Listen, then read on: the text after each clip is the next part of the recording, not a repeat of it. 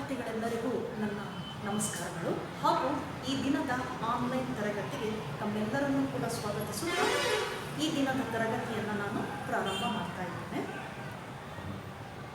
Today in this class I will start the new chapter, that is evolution. ಇವತ್ತಿನ ಒಂದು ತರಗತಿಯಲ್ಲಿ ನಾನು evolution ಚಾಪ್ಟರನ್ನು ಅಧ್ಯಾಯವನ್ನು ಪ್ರಾರಂಭ ಮಾಡ್ತಾ ಇದ್ದೇನೆ. ಏನು ಎವಲ್ಯೂಷನ್? ಜೀವ ವಿಕಾಸ ಅಂತ ಹೇಳ್ತೇವೆ ನಾವು ಕನ್ನಡದಲ್ಲಿ.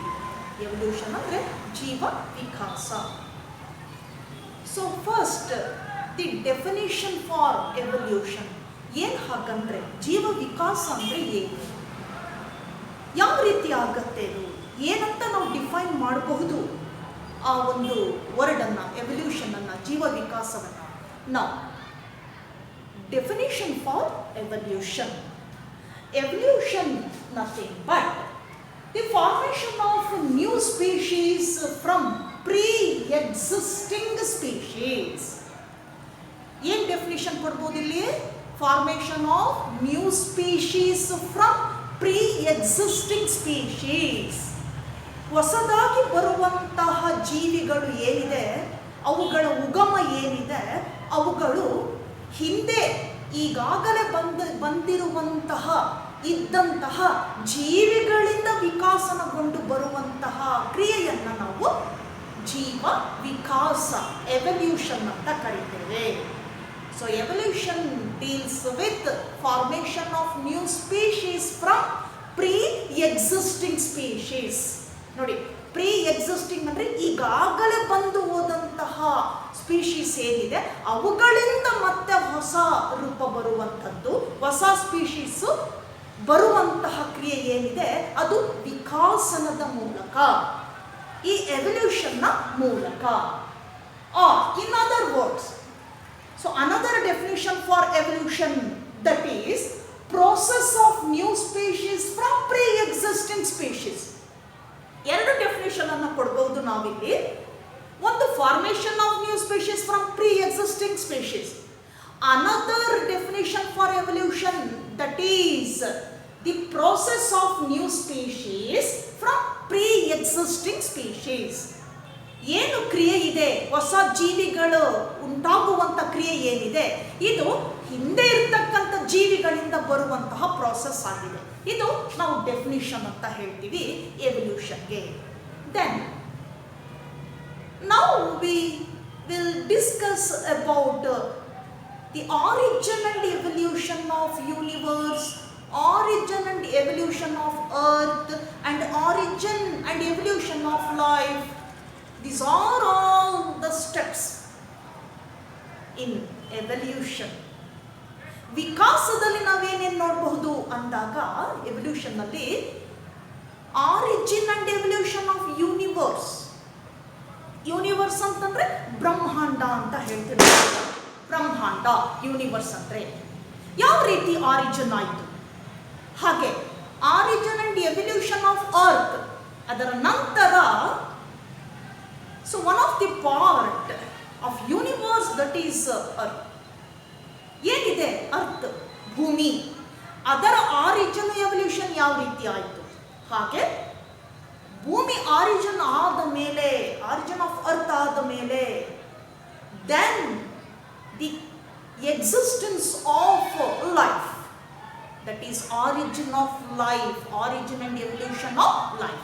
ಇಷ್ಟೆಲ್ಲ ನಾವು ಸ್ಟೆಪ್ ಬೈ ಸ್ಟೆಪ್ ನೋಡಬೇಕಾಗ್ತದೆ.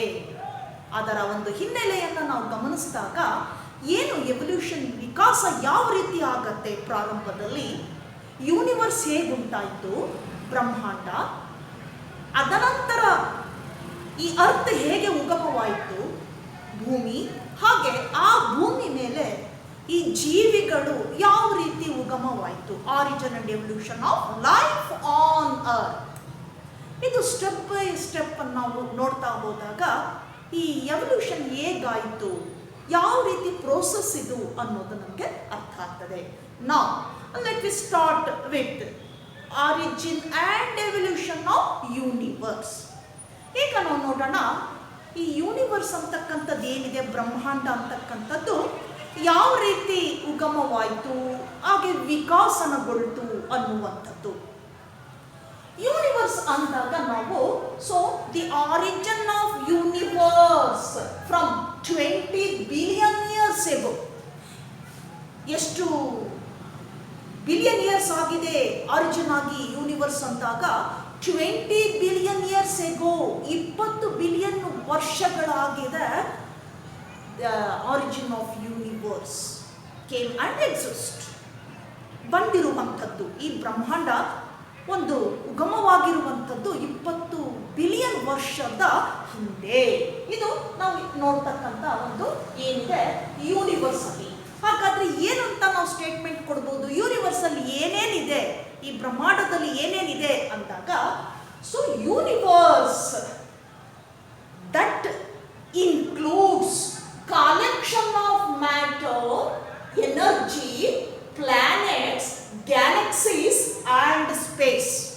ಈ ಬ್ರಹ್ಮಾಂಡದಲ್ಲಿ ನಾವು ಏನೇನನ್ನ ನೋಡಬಹುದು ಅಂದಾಗ, ಕಲೆಕ್ಷನ್ ಆಫ್ ಯಾವ್ಯಾವುದರ ಒಗ್ಗೂಡುವಿಕೆ ಇದೆ ಅಲ್ಲಿ ಅಂದಾಗ, ಕಲೆಕ್ಷನ್ ಆಫ್ ಮ್ಯಾಟರ್ ವಸ್ತುಗಳು, ದೆನ್ ಎನರ್ಜಿ ಶಕ್ತಿ ಇದೆ, ಹಾಗೆ ಪ್ಲಾನೆಟ್ಸ್ ಸೌರ ವ್ಯೂಹ ಇದೆ ಅಲ್ಲಿ, ಹಾಗೇನೆ ಗ್ಯಾಲಕ್ಸೀಸ್ ನಕ್ಷತ್ರ ಪುಂಜ ಅಂತ ಹೇಳ್ತೀವಿ. ಗ್ಯಾಲಕ್ಸೀಸ್ ಅಂದ್ರೆ ನಕ್ಷತ್ರ ಪುಂಜ, ಹಾಗೆ ಸ್ಪೇಸ್ ಮತ್ತೆ ವಿಶಾಲವಾಗಿರುವಂತಹ ಜಾಗ. ಇದಿಷ್ಟನ್ನು ಒಳಗೊಂಡಿರ್ತಕ್ಕಂಥದ್ದು ಯೂನಿವರ್ಸ್ ಅಥವಾ ಬ್ರಹ್ಮಾಂಡ ಅಂತ ಹೇಳ್ತೇವೆ. So collection of energy, matter, planets, galaxies and space, ಇಷ್ಟನ್ನ ಒಳಗೊಂಡಿರ್ತಕ್ಕಂಥದ್ದು. Then in the universe, in the earlier days, universe, how it exists. So there was huge explosion. ಅಲ್ಲಿ ದೊಡ್ಡದಾಗಿರ್ತಕ್ಕಂತಹ ಒಂದು ಎಕ್ಸ್ಪ್ಲೋಷನ್ ಅನ್ನ ನೋಡ್ತೇವೆ ನಾವಲ್ಲಿ. ಯೂನಿವರ್ಸ್ ಫಾರ್ಮೇಷನ್ ಆಗುವಾಗ ಏನು explosion? So some theories explained the origin and evolution of universe. ಕೆಲವು theory explain ಮಾಡ್ತಾ ಹೋಗುತ್ತೆ ಯಾವ ರೀತಿ ಈ ಒಂದು ಯೂನಿವರ್ಸ್ ಆರಿಜಿನ್ ಆಗಿದೆ. ಸೊ ಈ ಆರಿಜಿನ್ಗೆ ಯಾವ ರೀತಿಯಾಗಿ ಇದು ಎವಲ್ಯೂಷನ್ ಆಗಿದೆ ಅನ್ನೋದ್ರ ಬಗ್ಗೆ ಕೆಲವು ಥಿಯರಿ ಎಕ್ಸ್ಪ್ಲೈನ್ ಮಾಡ್ತಾ ಹೋಗ್ತದೆ. So one of the important theory, that is Big Bang theory. That theory was named as Big Bang theory. ಆ ಥಿಯರಿಯನ್ನ ನಾವು Big Bang theory ಅಂತ ಕರೀತೇವೆ. Big Bang theory. This Big Bang theory explained universe, it is expanded. Universe ಅಂತಂದ್ರೆ ಏನಾಯ್ತಲ್ಲಿ? Expanded, ವಿಸ್ತಾರವಾಗಿರುವಂಥದ್ದು. Then the temperature, right, that temperature came down, high temperature. So ಅಲ್ಲಿ ಅತಿ ಉಷ್ಣಾಂಶ ಇರ್ತಕ್ಕಂಥದ್ದು ಏನಾಯಿತು? ಕೇಮ್ ಡೌನ್, ಕೆಳಗೆ ಬರಲಿಕ್ಕೆ ಪ್ರಾರಂಭವಾಯಿತು. Came down. Then that leads the formation of galaxies. ಅಲ್ಲಿಗೆ ಏನಾಯ್ತು? ಟೆಂಪರೇಚರ್ ಕೆಳಗೆ ಬರುವಾಗ ಗ್ಯಾಲಕ್ಸೀಸ್ ಏನಾಯ್ತು? ಅಲ್ಲಿ ಫಾರ್ಮೇಷನ್ ಆಯ್ತು. ನಕ್ಷತ್ರ ಪುಂಜ ಅಂತ ಹೇಳ್ತೀವಿ ನಾವು ಇನ್ ಕನ್ನಡ. ಗ್ಯಾಲಕ್ಸೀಸ್ ಫಾರ್ಮೇಷನ್ ಆಯ್ತು.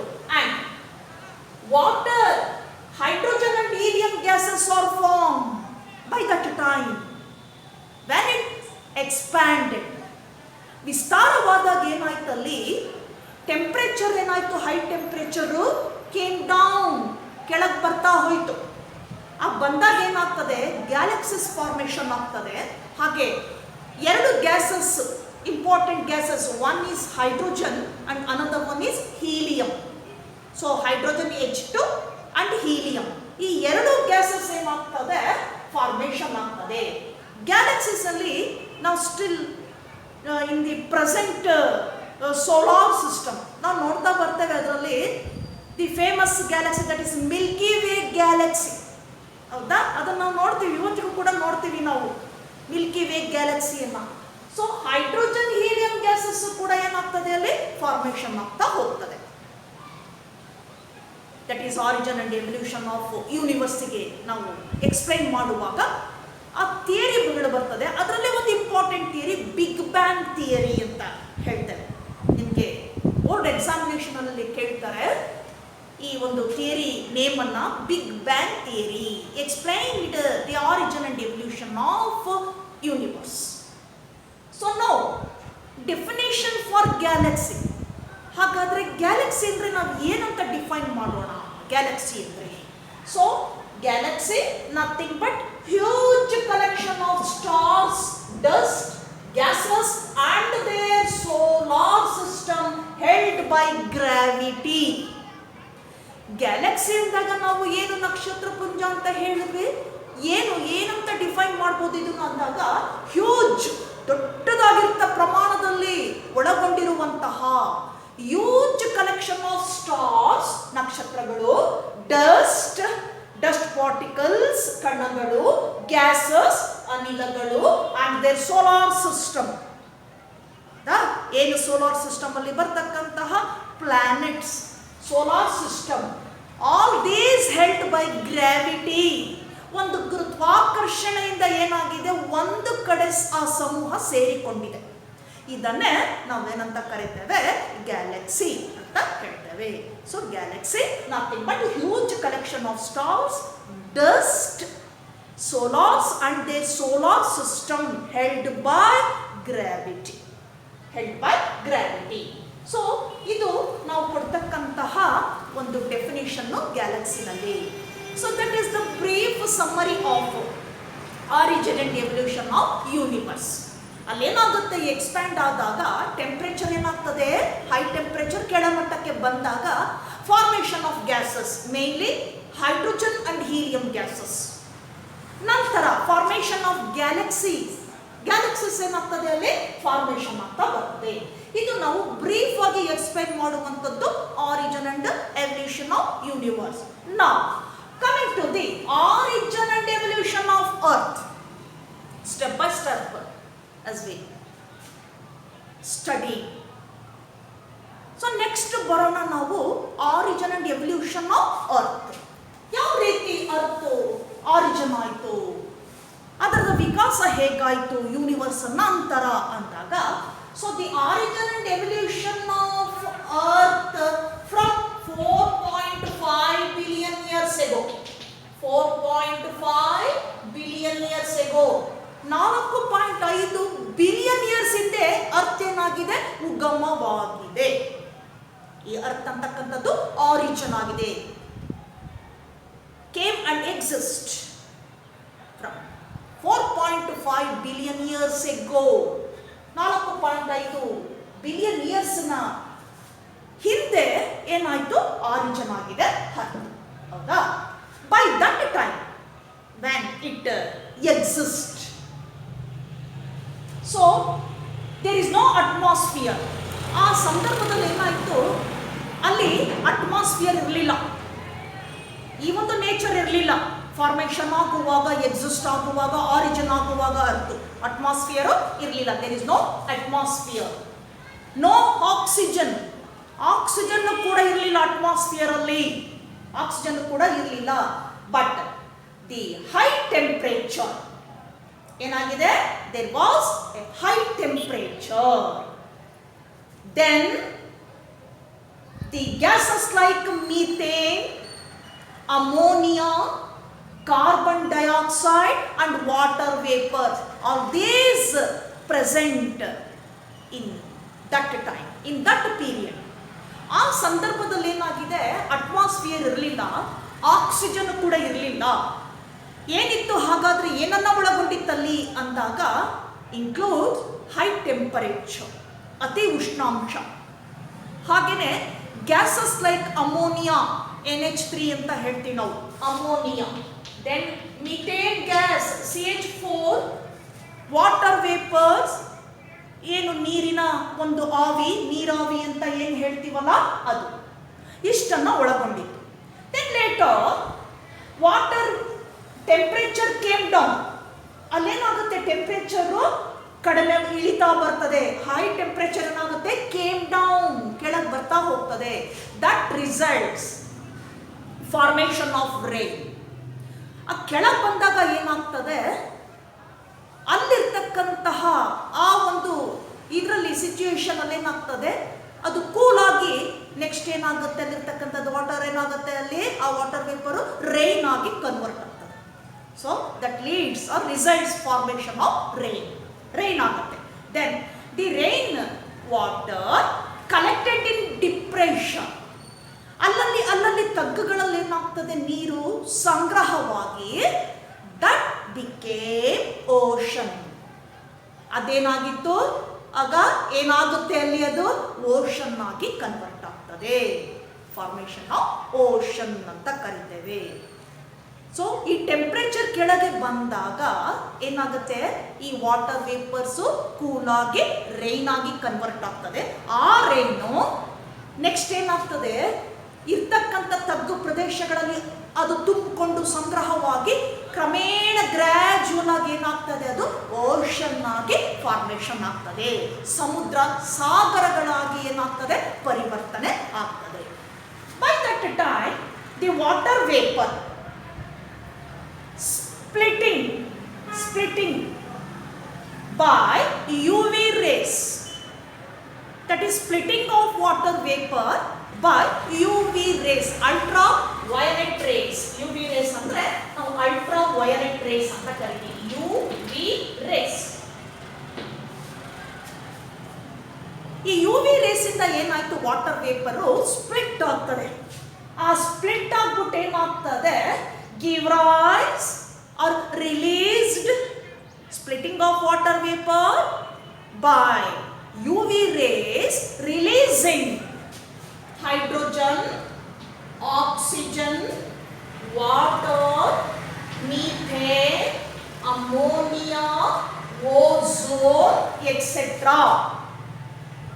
ಇಷ್ಟು ಗ್ಯಾಸಸ್ ಏನಾಗ್ತದೆ, ಅಲ್ಲಿ ರಿಲೀಸ್ ಆಗ್ತದೆ. ಆ ಸ್ಪ್ಲಿಟ್ ಆಗುವಾಗ, ವಾಟರ್ ವೇಪರ್ಸ್ ಸ್ಪ್ಲಿಟ್ ಆಗುವಾಗ ಹೈಡ್ರೋಜನ್ ಗ್ಯಾಸ್ ರಿಲೀಸ್ ಆಗ್ತದೆ, ಓಝೋನ್ ಗ್ಯಾಸ್ ರಿಲೀಸ್ ಆಗ್ತದೆ. Ozone formula is O3, ozone.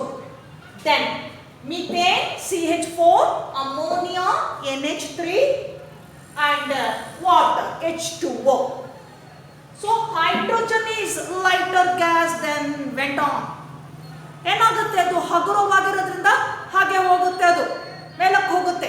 Hydrogen gas ಯಾಕೆ, ಲೈಟ್ ತುಂಬ ಹಗುರವಾಗಿದೆ, ಹಾಗಾಗಿ ಮೇಲಕ್ಕೆ ಹೋಗುತ್ತೆ ಅದು. So went on. Then later the origin and evolution of earth. Now the origin and evolution of life takes place. Earth ಆದಮೇಲೆ, origin ಆದಮೇಲೆ ಏನಾಗ್ತದೆ, ಇಷ್ಟು ಬ್ಯಾಕ್ ಗ್ರೌಂಡ್ ಅಲ್ಲಿ ಈಗ ಏನಾಗುತ್ತೆ, ಆ ಅರ್ತ್ ಮೇಲೆ, ಭೂಮಿ ಮೇಲೆ ಏನಾಗ್ತದೆ, ಈಗ ಜೀವಿಗಳ ಉಗಮ ಸ್ಟಾರ್ಟ್ ಆಗ್ತದೆ. Origin and evolution of life ಇದು ಸ್ಟಾರ್ಟ್ ಆಗತ್ತೆ ಆ ಒಂದು ಅರ್ತ್ ಮೇಲೆ. ನಾವು coming to the origin and evolution of life. Origin and evolution of life. ನೋಡಿ, step by step. First one, universe, so that came and exist. Then earth, origin and evolution of earth. Then the origin and evolution of life. So the origin and evolution of life by 500 million years ago. 500 million years ago. 500 million ಇಯರ್ಸ್ಗಳ ಹಿಂದೆ ಉದ್ಭವವಾಗಿರ್ತಕ್ಕಂಥದ್ದು, ಉಂಟಾಗಿರ್ತಕ್ಕಂಥದ್ದು life farm on earth, ಭೂಮಿ ಮೇಲೆ. So 500 million years ago, that is the origin and evolution of life on earth, ಭೂಮಿ ಮೇಲೆ. So number of theories and assumptions to explain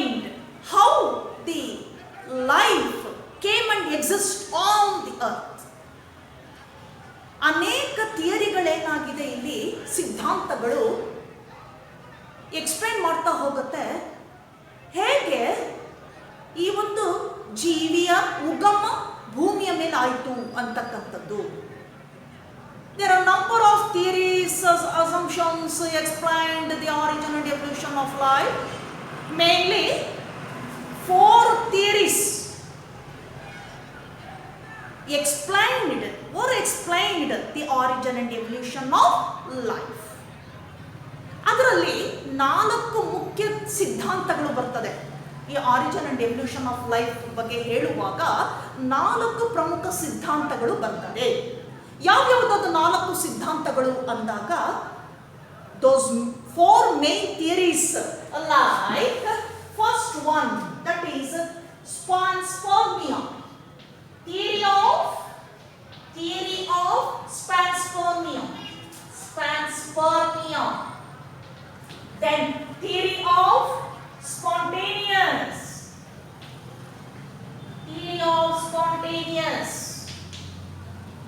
or spontaneous theory.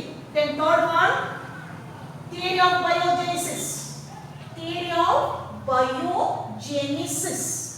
And the last one, chemical evolution.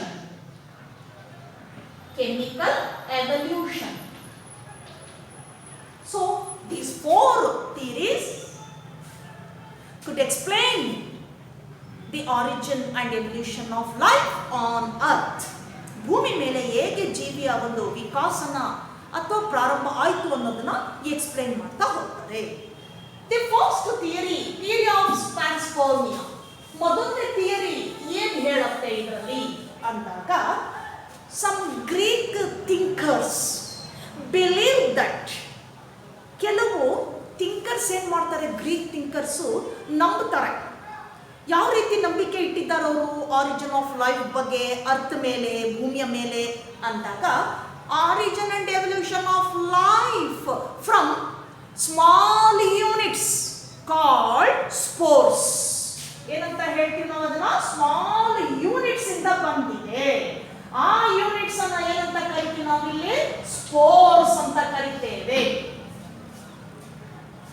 ಇದು theory ಹೇಳ್ತದೆ, panspermia ಅಂತ ಹೇಳುತ್ತೆ. ಹಲವಾರು Greek ಏನಿದ್ದಾರೆ ಸೈಂಟಿಸ್ಟ್ಗಳು, thinkers ಏನಿದ್ದಾರೆ, ಅವರ ಪ್ರಕಾರ, according to Greek thinkers, they believe, ಅವ್ರು ಏನು ನಂಬಿಕೆ ಇಟ್ಟಿದ್ದಾರೆ, the origin of life came from small units. ಸಣ್ಣ ಸಣ್ಣ ಯೂನಿಟ್ನಿಂದ ಬಂದಿದೆ, ಭಾಗಗಳಿಂದ ಬಂದಿದೆ. Those units are called spores. ಅವುಗಳನ್ನ ಏನಂತ ಕರಿತೇವೆ ಇಲ್ಲಿ? ಸ್ಪೋರ್ಸ್ ಅಂತ ಕರಿತೇವೆ. ಇದು ಫಸ್ಟ್ ಥಿಯರಿ ಎಕ್ಸ್ಪ್ಲೈನ್ ಮಾಡುವಂಥದ್ದು origin and evolution of life. Coming to the second one, that is spontaneous theory of spontaneous theory. ಎರಡನೇ ಥಿಯರಿ ಹೇಳ್ತದೆ, spontaneous theory, origin of life came from dead and decaying organic matter or mud or straw etcetera. ನೋಡಿ, ಈ spontaneous theory ಏನು ಹೇಳುತ್ತೆ, origin of life ಎಲ್ಲಿಂದ ಉಂಟಾಯಿತು, ಪ್ರಾರಂಭವಾಯಿತು ಅಂದಾಗ, ಸತ್ತ ಮತ್ತು ಕೊಳೆತ ವಸ್ತುಗಳಿಂದ, ಡೆಡ್ ಅಂಡ್ ಡಿಕೇಯಿಂಗ್ ಮ್ಯಾಟರ್, ಈ ವಸ್ತುಗಳಿಂದ ಏನಾಯ್ತು, ಆರಿಜಿನ್ ಆಫ್ ಲೈಫ್ ಏನಾಯ್ತು, ಸ್ಟಾರ್ಟ್ ಆಯ್ತು. ಅಥವಾ ಮಣ್ಣಿನಿಂದ ಸ್ಟಾರ್ಟ್ ಆಯ್ತು ಮೊದಲ ಒಂದು ಜೀವಿಯ ಉಗಮ ಭೂಮಿಯ ಮೇಲೆ. ಒಂದು ಈ ಕೊಳೆತಿರ್ತಕ್ಕಂತಹ ಏನು ವಸ್ತುಗಳಿದ್ದಾವೆ, ಆರ್ಗ್ಯಾನಿಕ್ ಮ್ಯಾಟರ್, ಅದರಿಂದ ಉದ್ಭವವಾಗಿದೆ, ಅಥವಾ ಮಣ್ಣಿನಿಂದ ಆಗಿದೆ, ಅಥವಾ ಕಸಕಡ್ಡಿಗಳಿಂದ, ಸ್ಟ್ರಾ ಅಂತ ಹೇಳ್ತೀವಿ, STRAW, ಸ್ಟ್ರಾ, ಕಸಕಡ್ಡಿ, ಇವುಗಳಿಂದ ಏನಾಗಿದೆ, ಕ್ರಮೇಣ ಈ ಒಂದು ಲೈಫ್ ಏನಾಗಿದೆ, ಆರಿಜಿನ್ ಆಗಿದೆ ಅಂತ ಹೇಳುತ್ತೆ. Second theory explained, that theory was named as spontaneous theory. ಅದನ್ನು ನಾವು ಸ್ಪಾಂಟೇನಿಯಸ್ ಥಿಯರಿ ಅಂತ ಹೇಳ್ತೀವಿ. ನಾವು the third theory, biogenesis, theory of biogenesis. So this theory explained by Louis Pasteur. Louis Pasteur. ಈ ಥಿಯರಿಯನ್ನ ಲೂಯಿಸ್ ಪ್ಯಾಸ್ಚರ್ ಏನು ಮಾಡ್ತಾನೆ, ಎಕ್ಸ್ಪ್ಲೈನ್ ಮಾಡ್ತಾ ಹೋಗ್ತಾನೆ ಬೈ ಎಕ್ಸ್ಪೆರಿಮೆಂಟಲಿ, ಪ್ರಾಯೋಗಿಕವಾಗಿ ಎಕ್ಸ್ಪ್ಲೈನ್ ಮಾಡ್ತಾನೆ. He stated, he explained the origin of life from pre-existing life. ಅವನೇನು ಹೇಳ್ತಾನೆ, origin of life ಎಲ್ಲಿಂದ ಬಂದಿದೆ, ಫ್ರಮ್ ಪ್ರೀ ಎಕ್ಸಿಸ್ಟಿಂಗ್ ಲೈಫ್, ಈಗಾಗಲೇ ಬಂದು ಹೋದಂತಹ ಜೀವಿಯಿಂದ ಏನಾಗಿದೆ ಮತ್ತೆ ಹೊಸ ಜೀವಿಗಳ ಉಗಮವಾಗಿದೆ. ಇದನ್ನ ಪ್ರಪೋಸ್ ಮಾಡ್ತಾನೆ ಲೂಯಿಸ್ ಪ್ಯಾಸ್ಚರ್. ಅವನ ಸಿದ್ಧಾಂತ ಏನು, ಬಯೋಜೆನಿಸಿಸ್ ಅಂತ ಹೇಳ್ತಾನೆ. ಬಯೋಜೆನಿಸಿಸ್, ಬಯೋ ಜೀವ ಇರ್ತಕ್ಕಂಥದ್ದು ಜೈವಿಕ, Genesis formation. So according to Louis Pasteur, he was experimentally proved the origin of life, origin and evolution of life. That is, the origin of life from pre-existing life, according to Louis Pasteur. ಇವನ ಪ್ರಕಾರ ಈ ರೀತಿ ಆಗತ್ತೆ, ಈಗಾಗಲೇ ಇರುವಂತಹ ಜೀವಿಯಿಂದ ನಂತರ ಹೊಸ ಜೀವಿ ಬರುವಂಥದ್ದನ್ನು ಇವನು ಏನು ಮಾಡ್ತಾನೆ, ಅಲ್ಲಿ ಸ್ಟೇಟ್ಮೆಂಟ್ ಅನ್ನ ಕೊಡ್ತಾನೆ, ಅವನ ಸಿದ್ಧಾಂತದಲ್ಲಿ ಮಂಡಿಸ್ತಾ ಹೋಗ್ತಾನೆ. ಅವನು ಯಾರು, Louis Pasteur. That theory was named as biogenesis, theory of biogenesis. ಈ experimentally proved the origin of life from pre existing life. ಅವನು ಪ್ರಾಯೋಗದ ಮೂಲಕ ಅದನ್ನು ವಿವರಣೆ ಕೊಡ್ತಾ ಹೋಗ್ತಾನೆ. That experiment title named as SWAN.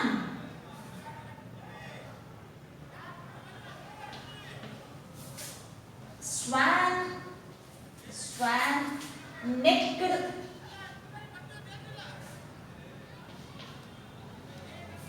experiment, or S-shaped sterilized flask experiment. ಇಲ್ಲಿ ಅವನು ಒಂದು ಫ್ಲಾಸ್ಕ್ ತಗೊಳ್ತಾನೆ, ಅದು ಹೇಗಿರುತ್ತೆ ಅದ್ರದ್ದು ನೆಕ್ ಅಂತಂತಂದ್ರೆ ಎಸ್ ಶೇಪಲ್ಲಿ ಇರ್ತದೆ, ಅದನ್ನೇ ಸ್ವಾನ್ ಅಂತ ಕರಿತೀವಿ. ಸ್ವಾನ್ ನೆಕ್ಡ್ ಬಾಟಲ್ ಅಂತ ಕರಿತೇವೆ, ಆರ್ ಫ್ಲಾಸ್ಕ್, ಈ ಟೈಪಲ್ಲಿ ಇರುವಂಥದ್ದು. To get this diagram, so this is the flask with S-shaped neck. So he took 2 flasks, sterilized flask. ಎರಡು ಬಿಸಿ ಮಾಡಿದಂತಹ ಫ್ಲಾಸ್ಕ್ ಅನ್ನ ತೆಗೆದುಕೊಳ್ತಾನೆ. ಈ ತರ 2 ಫ್ಲಾಸ್ಕ್ ಅನ್ನ ತೆಗೆದುಕೊಂಡು ಇದನ್ನೇನು ಮಾಡ್ತಾನೆ ಅವನು, ಇದರ ಒಳಗಡೆ ನ್ಯೂಟ್ರಿಯೆಂಟ್ ಕಂಟೆಂಟ್ ಇದೆ. ಸೊ ಈಸ್ಟ್ ಸೆಲ್ಸ್ಗಳಿದೆ, ಈಸ್ಟ್ ಸೆಲ್ಸ್ ಇದೆ. ಈ ಸ್ಟರ್ಲೈಸ್ ಮಾಡಿದಾಗ ಏನಾಗ್ತದೆ, yeast cells already die or spoiled, ಸತ್ತೋಗುತ್ತೆ, ಅದರಲ್ಲಿ ನಿರ್ಜೀವಗೊಳ್ಳುತ್ತೆ, ಇನ್ಯಾಕ್ಟಿವ್ ಆಗ್ತವೆ. ಯಾಕೆಂದ್ರೆ ಅವನು ಬಿಸಿ ಮಾಡಿದಾನೆ ಅದನ್ನು, ಸ್ಟರ್ಲೈಸ್, ಹೌದಾ, ಶಾಖದೊಂದಿಗೆ ರಿಯಾಕ್ಟ್ ಮಾಡಿದಾಗ ಏನಾಗ್ತದೆ, ಒಳಗಡೆ ನ್ಯೂಟ್ರಿಯೆಂಟ್ ಅಲ್ಲಿ ಇರ್ತಕ್ಕಂತಹ ಈಸ್ಟ್ ಸೆಲ್ಸ್ ಏನಾಗ್ತದೆ, ಇನ್ಯಾಕ್ಟಿವ್ ಆಗ್ತದೆ. ನಂತರ ಏನ್ ಮಾಡ್ತಾನೆ ಅವನು, ಒಂದು ಫ್ಲಾಸ್ಕ್ ಅನ್ನ ನೆಕ್ ಅನ್ನ ಏನ್ ಮಾಡ್ತಾನೆ, ಕಟ್ ಮಾಡ್ತಾನೆ, ಅದನ್ನ ಓಪನ್ ಮಾಡ್ತಾನೆ. ಸೊ ಎರಡನ್ನೂ ಕ್ಲೋಸ್ ಮಾಡಿರ್ತಾನೆ. ಫಸ್ಟು ಅದನ್ನ ಸ್ಟರ್ಲೈಸ್ ಮಾಡ್ತಾನೆ, ನೆಕ್ಸ್ಟ್ ಏನ್ ಮಾಡ್ತಾನೆ, ಒಂದು ಟೈಟ್ ಆಗಿರುತ್ತೆ ಸೀಲ್ಡ್, ಬಟ್ ಅನದರ್ ಫ್ಲಾಸ್ಕ್ ಅದೇನಾಗಿರುತ್ತೆ, open to the air.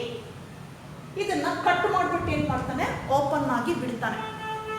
So the inner content of that flask freely combined with air. So air freely move inside the flask. Free ಆಗಿ ಏನಾಗುತ್ತೆ, air ಗಾಳಿ ಏನಾಗುತ್ತೆ ಇದರೊಳಗಡೆ ಮೂವ್ ಆಗ್ತದೆ. Then or later he saw the origin of new yeast cells. ಹೊಸ East cells ಬಂದಿರುತ್ತೆ ಅಲ್ಲಿ, ಎಲ್ಲಿ, ಈ ಫ್ಲಾಸ್ಕ್ ಅಲ್ಲಿ, ಓಪನ್ ಇರ್ತಕ್ಕಂಥ ಫ್ಲಾಸ್ಕ್ ಅಲ್ಲಿ. Then he finally concluded the origin of new yeast cells from killed East cells. ಈಗಾಗಲೇ ಇನ್ಆಕ್ಟಿವ್ ಆಗಿರ್ತಕ್ಕಂಥ ಈಸ್ಟ್ ಸೆಲ್ಸ್ ಇಂದ ಏನಾಗಿದೆ, ಹೊಸ ಈಸ್ಟ್ ಸೆಲ್ಸ್ ಬಂದಿದೆ. ಇದನ್ನ ಅವನೇನ್ ಮಾಡ್ತಾನೆ, ಪ್ರಪೋಸ್ ಮಾಡ್ತಾನೆ. ಹಾಗಾಗಿ ಲೂಯಿಸ್ ಪ್ಯಾಸ್ಚರ್ ಪ್ರಕಾರ ಬಯೋಜೆನಿಸಿಸ್ ಥಿಯರಿ ಏನ್ ಹೇಳ್ತದೆ, that theory stated origin of new species from pre existing life, origin of life from pre existing life.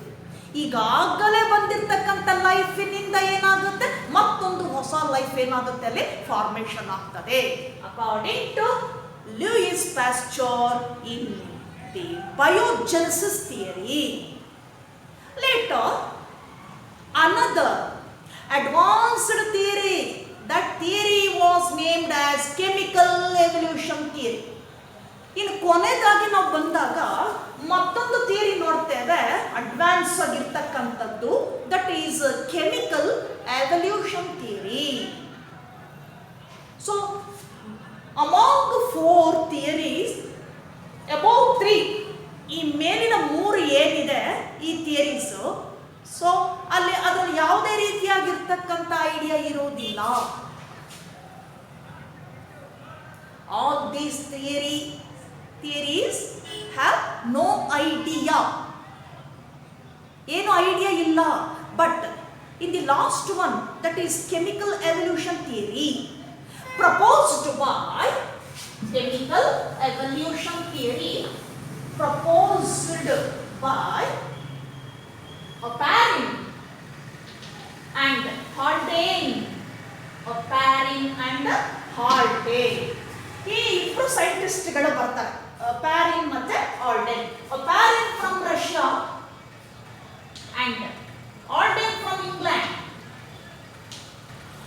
Oparin ಅಂತಕ್ಕಂಥದ್ದು ರಷ್ಯಾ ಸೈಂಟಿಸ್ಟ್ ಅವನು. ಸೊ ಅವನೊಬ್ಬ ಬಯೋಕೆಮಿಸ್ಟ್, Oparin a biochemist from Russia, and Haldane a physiologist from England. England ಇಂದ ಬರ್ತಕ್ಕಂಥವರು Haldane ಮತ್ತೆ Oparin ಅಂತಕ್ಕಂಥ Russia. They proposed chemical theory of evolution. Chemical ಥಿಯರಿನನ್ನು ಅವರು propose ಮಾಡ್ತಾ ಹೋಗ್ತಾರೆ. ಸೊ ಅಕಾರ್ಡಿಂಗ್ ಟು ದಟ್, ಅವರ ಪ್ರಕಾರ on earth the prebiotic conditions, ಈಗ ಅರ್ಥದಲ್ಲಿ biotic conditions on earth are like ಯಾವ್ಯಾವ ಕಂಡೀಷನ್ಸ್ ಅದು, those conditions such as rain, methane, ammonia, volcanic storms and thunder, lightning. ಇವರು ಹಾಲ್ಡೇನ್ ಮತ್ತು ಒಪಾರಿನ್ ಏನು ಪ್ರಪೋಸ್ ಮಾಡ್ತಾರೆ, ಆ ಥಿಯರಿಯನ್ನು chemical theory of chemical evolution ಅಂತ ಕರೀತಾರೆ. Theory of chemical evolution. ಇವರ ಪ್ರಕಾರ ಏನು, ಈಗಾಗಲೇ ಆರಿಜಿನ್ ಆಗಿರ್ತಕ್ಕಂಥ ಅರ್ಥಲ್ಲಿ ಏನಾಗಿದೆ, ಪ್ರೀಬಯೋಟಿಕ್ ಕಂಡೀಷನ್ಸ್ ಇದೆ, ಅದರಲ್ಲಿ ಒಂದು ಜೈವಿಕ ಕಂಡೀಷನ್ಸ್ ಇದೆ ಅಲ್ಲಿ. ಆ ಕಂಡೀಷನ್ಸ್ ಯಾವ್ಯಾವ್ದು ಅಂದಾಗ already methane, ammonia, hydrogen, oxygen gases are they, ಅಲ್ಲಿದೆ, ಆಲ್ರೆಡಿ ಇದೆ ಅಲ್ಲಿ. ಇನ್ಕ್ಲೂಡಿಂಗ್ ಇಲ್ಲೇನು ಹೇಳ್ತಾರೆ, ವಾಲ್ಕ್ಯಾನಿಕ್ ಸ್ಟಾರ್ಮ್ಸ್, ಅದರ ಜೊತೆಗೆ ಥಂಡರ್, ಲೈಟನಿಂಗ್, ಇಷ್ಟೆಲ್ಲ ಕಂಡೀಷನ್ಸ್ ಇದೆ, ಬಯೋಟಿಕ್ ಕಂಡೀಷನ್ಸ್ ಇದೆ. So all these biotic conditions like rain, methane, ammonia, volcanic storms and thunder, lightning, all these conditions to create, ಏನನ್ನ ಕ್ರಿಯೇಟ್ ಮಾಡ್ತದೆ ಇವೆಲ್ಲವೂ ಸೇರಿ, to create micro molecules. ಇವೆಲ್ಲವೂ ಸೇರಿ ಏನಾಗ್ತದೆ, ರಿಯಾಕ್ಟ್ ಆಗಿಬಿಟ್ಟು ಮೈಕ್ರೋ ಮಾಲಿಕ್ಯೂಲ್ಸ್ ಅನ್ನ ಕ್ರಿಯೇಟ್ ಮಾಡುತ್ತೆ. So what are those micro molecules? Micromolecules includes a simple sugar, protein, carbohydrates, polysaccharides, etc. ಇವುಗಳನ್ನು ಒಳಗೊಂಡಿರ್ತಕ್ಕಂಥದ್ದು ಮೈಕ್ರೋಮಾಲಿಕ್ಯೂಲ್ಸ್. ಈ ಬಯೋಟಿಕ್ ಕಂಡೀಷನ್ಸ್ ಇವೆಲ್ಲ ಸೇರಿ ಏನಾಗ್ತದೆ, ಮೈಕ್ರೋಮಾಲಿಕ್ಯೂಲ್ಸ್ ಅನ್ನ ಏನು ಮಾಡುತ್ತೆ, ಅದು ಕ್ರಿಯೇಟ್ ಮಾಡುತ್ತೆ. ಆ ಮೈಕ್ರೋ ಮಾಲಿಕ್ಯೂಲ್ಸ್ ಅಲ್ಲಿ ಮೊದಲನೇದಾಗಿ ಸಿಂಪಲ್ ಶುಗರ್ಸ್ ಬರ್ತದೆ, ಹಾಗೆ ಪ್ರೋಟೀನ್ಸ್ ಬರ್ತದೆ, ಸಿಂಪಲ್ ಪ್ರೋಟೀನ್ಸ್ ಇವುಗಳನ್ನು ಒಳಗೊಂಡಿರ್ತಕ್ಕಂಥದ್ದು. Then these micro molecules together to combined and creating macro molecules. ಮತ್ತೆ ಈ ಮೈಕ್ರೋ ಮಾಲಿಕ್ಯೂಲ್ಸ್ ಎಲ್ಲವೂ ಕೂಡ ಒಗ್ಗೂಡಿಸ್ಕೊಂಡು ಏನಾಗ್ತದೆ, ಸೇರಿ ಏನಾಗ್ತದೆ, combining of all these micro molecules together to form or create macro molecules. Macro molecules ಅನ್ನ ಏನ್ ಮಾಡುತ್ತೆ, ಅದು ಕ್ರಿಯೇಟ್ ಮಾಡ್ತದೆ. Macro nothing but complex molecules. So complex molecules includes amino acids, proteins, polysaccharides, RNA, etc. ನೋಡಿ ಇಲ್ಲಿ ಆ macro molecules ಬಂದಾಗ RNA ಇರಬಹುದು, ದೆನ್ ಪ್ರೋಟೀನ್ ಇರಬಹುದು, ಹಾಗೇನೆ ಅಮೈನೋ ಆಸಿಡ್ಸ್. ಇವುಗಳ ಒಂದು ಏನು ಕಾಂಪ್ಲೆಕ್ಸ್ ಮಾಲಿಕ್ಯೂಲ್ಸ್ ಏನಿದೆ ಇವುಗಳು ಮೈಕ್ರೋ ಮಾಲಿಕ್ಯೂಲ್ಸ್ ಇಂದ, ಸಿಂಪಲ್ ಶುಗರ್, ಸಿಂಪಲ್ ಪ್ರೋಟೀನ್ ಇಂದ ಕ್ರಿಯೇಟ್ ಆಗುವಂಥದ್ದು. They proposed in the theory of chemical evolution. ಒಪ್ಯಾರಿನ್ ಮತ್ತೆ ಆಲ್ಡೆನು ಈ ರಾಸಾಯನಿಕ ವಸ್ತುಗಳ ಸಂಯೋಜನೆಯಿಂದ ಏನಾಗಿದೆ, ಆರಿಜಿನ್ ಆಫ್ ಲೈಫ್ ಕ್ರಿಯೇಟ್ ಆಗಿದೆ. ಹಾಗಾಗಿ ಅವ್ರ ಥಿಯರಿಗೆ, ಅವರು ಸಿದ್ಧಾಂತವನ್ನ ಏನಂತ ಹೇಳ್ತಾರೆ, ಅವರು ಕೆಮಿಕಲ್ ಎವಲ್ಯೂಷನ್ ಅಂತ ಹೇಳ್ತಾರೆ. Origin of life from chemical evolution. ಈ ವಿಕಾಸದಿಂದ ಉಂಟಾಗಿದೆ. Later in 1953 Stanley Miller,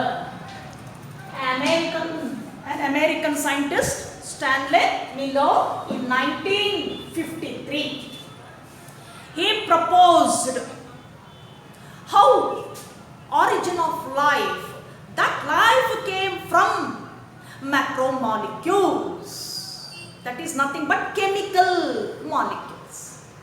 ಅವನು ಕೂಡ ಪ್ರಪೋಸ್ ಮಾಡ್ತಾ ಬರ್ತಾನೆ, ಯಾವ ರೀತಿ ಆರಿಜಿನ್ ಆಯಿತು ಅಂದಾಗ ಈ ರಾಸಾಯನಿಕ ವಸ್ತುಗಳ ಸಮ್ಮಿಶ್ರಣದಿಂದ, ಅವುಗಳ ಒಂದು ರಿಯಾಕ್ಷನ್ ಇಂದ ಏನಾಗಿದೆ, ಇವತ್ತು ಲೈಫ್ ಆರಿಜಿನ್ ಆಗಿದೆ ಅಂತ ಪ್ರಪೋಸ್ ಮಾಡ್ತಾನೆ.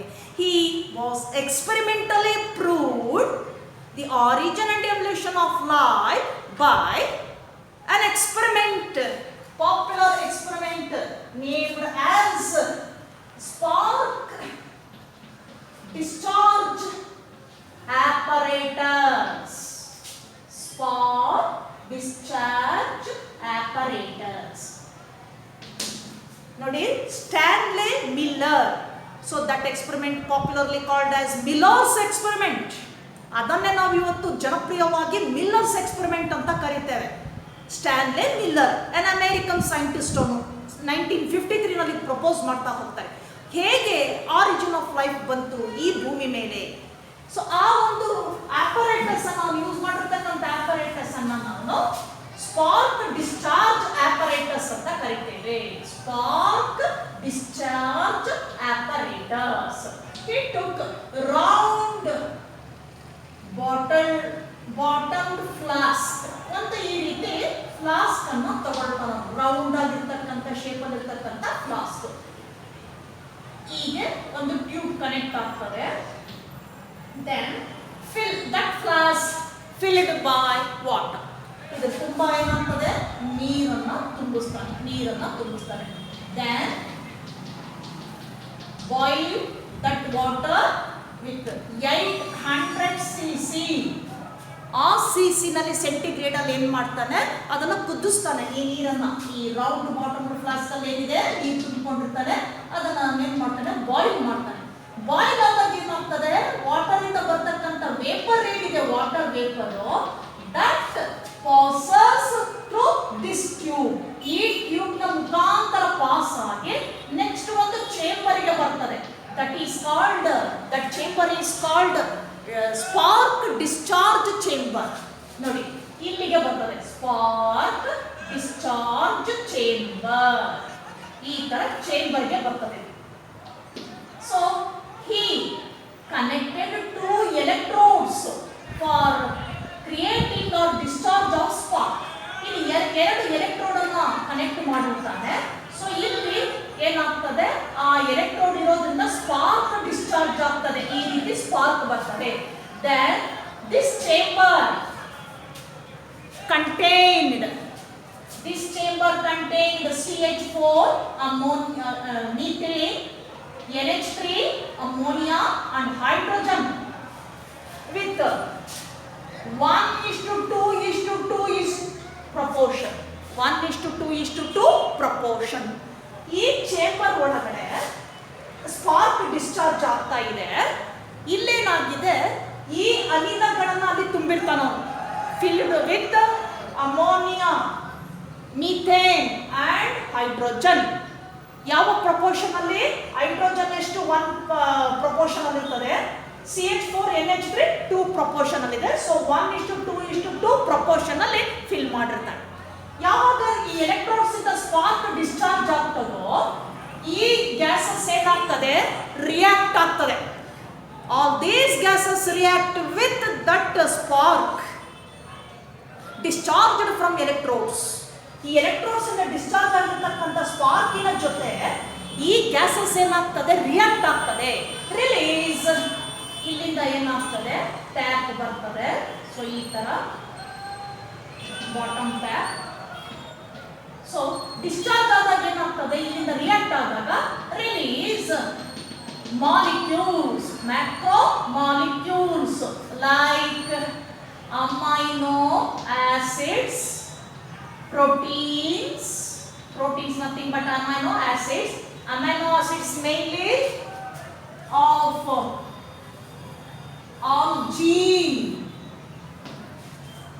ಆಲ್ಜಿನ್ ಅನ್ನು ಒಳಗೊಂಡಿರತಕ್ಕಂತಹ ಅಮೈನೋ ಆಸಿಡ್ ರಿಲೀಸ್ ಆಗ್ತದೆ, ಹಾಗೆ ಪ್ರೋಟೀನ್ ರಿಲೀಸ್ ಆಗ್ತದೆ. So these organic compounds, amino acids, proteins and polysaccharides then settled in the tab, in this tab. ಈ ಟ್ಯಾಬ್ ಒಳಗೆ ಏನಾಗ್ತದೆ, ಸೆಟಲ್ ಆಗ್ತದೆ.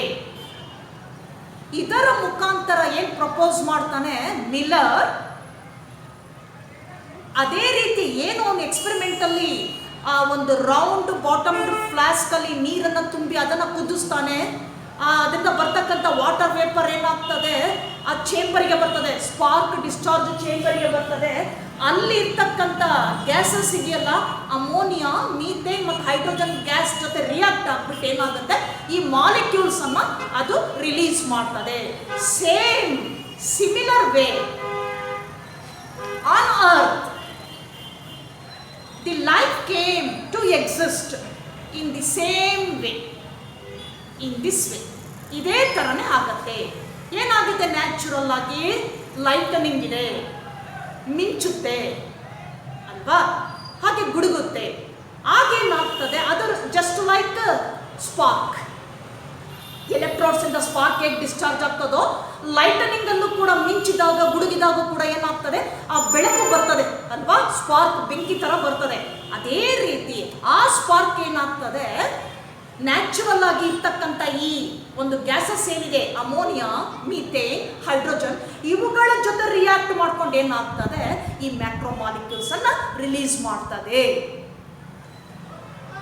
ಯಾವ್ಯಾವುದು, ಅಮೈನೋ ಆಸಿಡ್ಸ್ ಆಗಿರ್ಬೋದು, ಅದರಲ್ಲಿ ಮುಖ್ಯವಾಗಿ ಆಲ್ಜಿನ್ ಅಂಡ್ ಗ್ಲೈಸಿನ್ ಇವೆರಡು ಸೇರ್ಕೊಂಡಿರ್ತಕ್ಕಂಥದ್ದು. ಹಾಗೆ ಪಾಲಿಸ್ಯಾಕರೈಡ್ಸ್ ಇರಬಹುದು, ಪ್ರೋಟೀನ್ ಇರಬಹುದು, ಈ ರೀತಿಯನ್ನು RNA.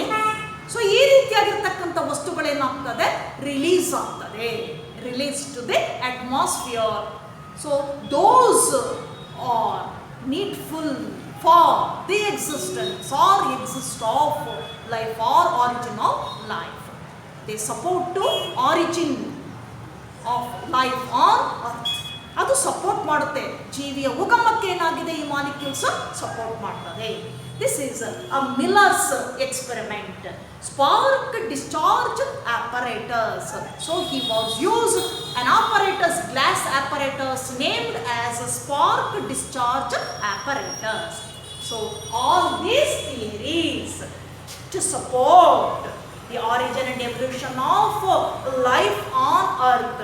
But the one theory that is chemical evolution, theory of chemical evolution. That one stands, that one proposed the origin and evolution of life on earth. So some scientists believed this theory, that is the chemical evolution theory or theory of chemical evolution. The remaining these three theories have no idea. ಹಾಗಾಗಿ ಯಾರು ಅದನ್ನು ಒಪ್ಕೊಳ್ಳಿಲ್ಲ. ಆ ಮೂರು ಥಿಯರಿನ, ಒಂದು ಸ್ಪಾನ್ಸ್ಪರ್ಮಿಯಾ, spontaneous theory ಹಾಗೆ ಬಯೋಜೆನಿಸಿಸ್ ಥಿಯರಿನ ಯಾರು ಒಪ್ಕೊಳ್ಳಿಲ್ಲ. ಯಾಕೆ? ಅದರಲ್ಲಿ ಐಡಿಯಾ ಇರಲಿಲ್ಲ, ಸರಿಯಾದ ಮಾಹಿತಿ ಐಡಿಯಾ ಇರಲಿಲ್ಲ. ಲಾಸ್ಟ್ ಒನ್ ಏನಿದೆ, ಹಾಲ್ಡೇನ್ ಮತ್ತು ಒಪ್ಯಾರಿನ್ ಪ್ರಪೋಸ್ ಮಾಡಿರ್ತಕ್ಕಂಥದ್ದು, then Miller, Stanley Miller experimentally proved the origin and evolution of life. So this is the brief summary of evolution definition, then origin and evolution of universe, then the definition for galaxy, then origin and evolution of earth, and origin and evolution of life on earth. So this is enough for this class. Then I will take up the next concept, life form on the earth. Origin of life form on the earth in next class. Till then, goodbye.